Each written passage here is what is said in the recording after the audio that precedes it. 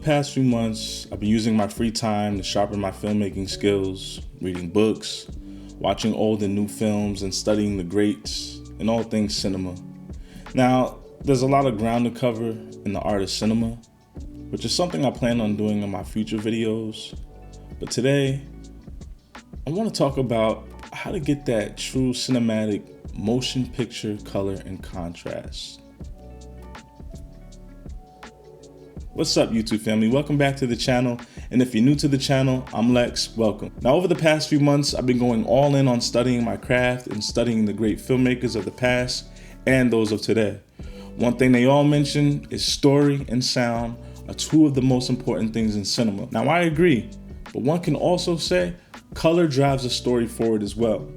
Think back to the times of black and white film. There's something about those films, like the original The Day the Earth Stood Still or the TV series The Twilight Zone, that the black and white film helps make those stories a little bit more eerie and unsettling. Fast forward to modern times, I went to go see the movie Nope the day it came out, and I loved the look and color and the way it was filmed, and it then pushed me to do some research on my favorite films, and I realized one thing that they all had in common. They all were filmed on Kodak film stocks. It hurt at first because I'm like, I don't have an ARRI or a Panavision, and I don't have the time or funds to purchase tons of film. Enter dehancer.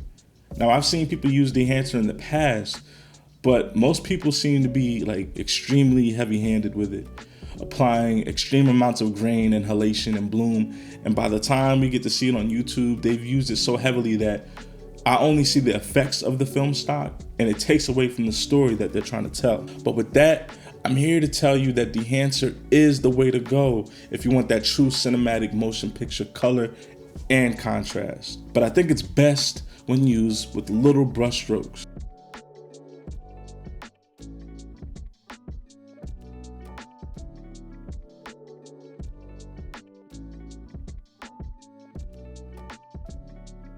Now, I'm using the Lumix S5 II, and I noticed that there isn't an option for converting V-Log when using dehancer. There's V-Log L for the GH5 and GH5S, but no full V-Log. So I was bummed at first, and then I said, okay, whatever, I'll just use a color space transform to get me into that Rec 709 color space, no biggie. I opened dehancer, I chose my film stock and made the necessary tweaks, and I was happy with that. Now, up to this point, I was like, great, cool. Then I was like, you know what? Let me swap out the CST node for a neutral ARRI conversion LUT from the Phantom LUT pack. And then I realized that this was the perfect combination. Like I said before, with most of my favorite films, the look of those films are ingrained in my brain. So then I'm like, what just happened? It then occurred to me that because the conversion LUT was giving me those ARRI colors stacked with those super accurate Kodak film stocks in dehancer, I was getting that look that I was so familiar with because that was what the majority of my favorite films were filmed on. To this day, cinematographers will shoot on an ARRI and then use film emulation tools like dehancer to get that desired look we all come to love in cinema.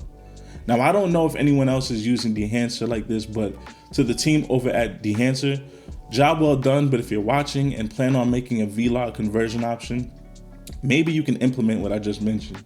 If not, it's all good because dehancer saved me time and node space in DaVinci, so I'm going to use it 100% of the time from here on out. I've even made a LUT with dehancer because dehancer offers a LUT exporting option, so I use that LUT when monitoring in camera on my Lumix S5 II, which is cool. So I get that filmic look in camera.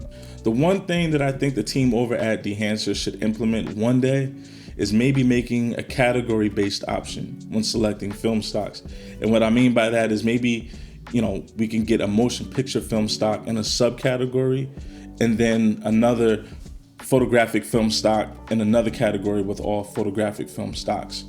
I probably sound like the team over at Apple because I'm being so meticulous, but I feel like it would help users to get to what they're looking for quicker. With that being said, dehancer also offers a plugin to use within Photoshop, Lightroom, Affinity, and it's really cool because if you don't own a Fujifilm camera, but you still want those film stock colors in your photos with that film stock grain, you have the option to use dehancer as a plugin and get those film stock looks. So that about wraps things up. I just want to be clear that this is not a paid review.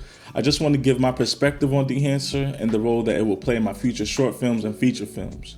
If you are watching and you're struggling to get that motion picture look, I do suggest you give dehancer a try. If you decide you like dehancer, feel free to use my discount code LEX at checkout for 10% off. With that being said, I hope I was able to help show you guys something new and, give you something that you could take with you on your filmmaking journey. And I hope to see you guys all again in the next one. Later.